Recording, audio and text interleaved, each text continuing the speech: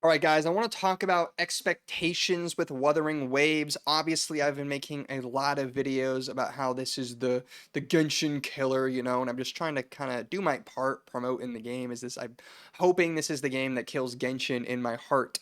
Of course, I'm sorry we have to have the B-roll of the lamest 4-star character, but you do what you do. This is the 11 minutes of gameplay that they put out the other day. Um, so first thing I want to talk about with this game on expectations, I think yes, it's good for all of us to be super excited and thinking the game is going to be a killer success. And the game is going to be really good, don't get me wrong, but I think curbing expectations is something that we need to do, and I think we need to do this with everything in life.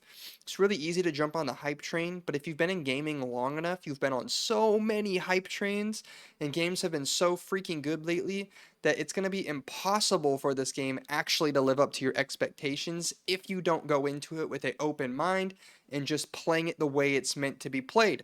Now, what do I mean by the way it's meant to be played? Before I get into that, if you guys like the content that you've seen on this channel thus far and want more Wuthering Waves discussions and topics and things of the sorts, or any of the other gacha games that you've seen me play, give me a like and follow down below. You can subscribe.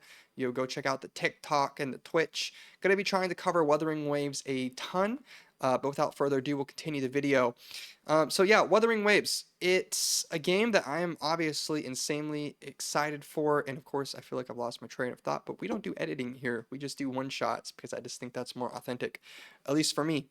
Um, my expectations are that we need to treat this game the way that the company wants us to treat it. Gacha games inherently gate your progress to keep you addicted. If you play a little bit every day, it's a lot easier for you to forgive things and have fun with the game and let the game last, versus if you play the game nonstop every day for a couple weeks. Most of the content creators, from what I have seen, are going to be spending a lot of time grinding the living daylights out of the game. I will probably be playing quite a bit as well. But remember, this game is meant to be played on your phone in transit to work. Why do I say that? Well, most gacha games, that's just how they're played. It's usually people in China on the way to work on their commute, and they play the game on the train heading to work. They play a certain amount of time a day. Most quests are probably organized around being somewhat shorter, and the gameplay obviously runs really well on the phone, but we're all playing it on computer. So for us, it's much easier to sit and not feel that fatigue and play for long extended periods of time when the game really isn't meant to be played for super long extended periods of time. Now, I know Wuthering Waves is going to be better than Genshin in the standpoint that you can like infinitely farm the overworld for like infinite artifacts. You just can't level them up infinitely. It's the ecosystem. You can see it here. You can't level them up infinitely. They gate you there, but you can farm the other stuff.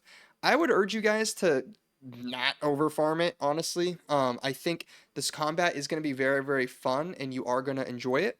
But I think that if you overdo it, just like with all things, you won't. The fun of this game is obviously going to be learning the move sets and learning the characters and what the enemies do and learning how to perfect them, right? And as a Western audience, we're going to be playing it more like a Dark Souls Elden Ring style game, treating it very sweaty, probably not even really using the resonance systems or the multiple character swaps like we would, just because, at least from everything I've seen of showcases, people aren't really swapping the characters. That's probably how you make the game easier. But the game isn't necessarily made for that. The game's a lot more casual than people have made it look like. People make it look like it's this crazy, hardcore, intense game.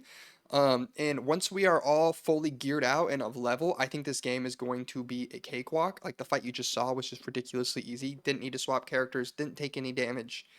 Most of the game is going to be really easy, guys. So if you're going into it thinking this is going to be a stupidly hard game, I would recommend you don't level your characters or weapons and don't swap characters, because that's going to be the way that breaks the game for you. Um, yeah, I don't know what more there is to say. Don't have too high of expectations. Treat the game the way the game was meant to be played. Don't overgrind it because you'll kill it for yourself. However, honestly, it depends what your motivation is. If you want a game that's going to last forever, I would try to play it as little as possible and treat it like current Star Rail Genshin Endgame, but just from the beginning, where you only play a little bit every day.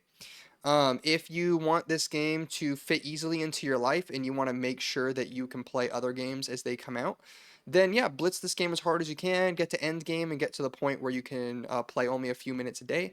That way, it's easier to slot into your routines. Honestly, both options are viable. I realistically won't play the game forever. No one's gonna play any game forever. So I think it's really just gonna be up to you guys on how you want to treat it. I just worry that everyone's kind of hyping it up out of proportion a little bit. Um, Not that it's not warranted for all the hype, but I just, if it's going to be the actual Genshin killer, we can't treat it like the Genshin killer, if that makes sense. You need to let it stand on its own 2 feet. And maybe one day we'll be talking about Wuthering Waves killers. I mean, who knows? But if you guys like the video, again, like, follow, subscribe, and let me know kind of what you guys would like to hear about on the next one.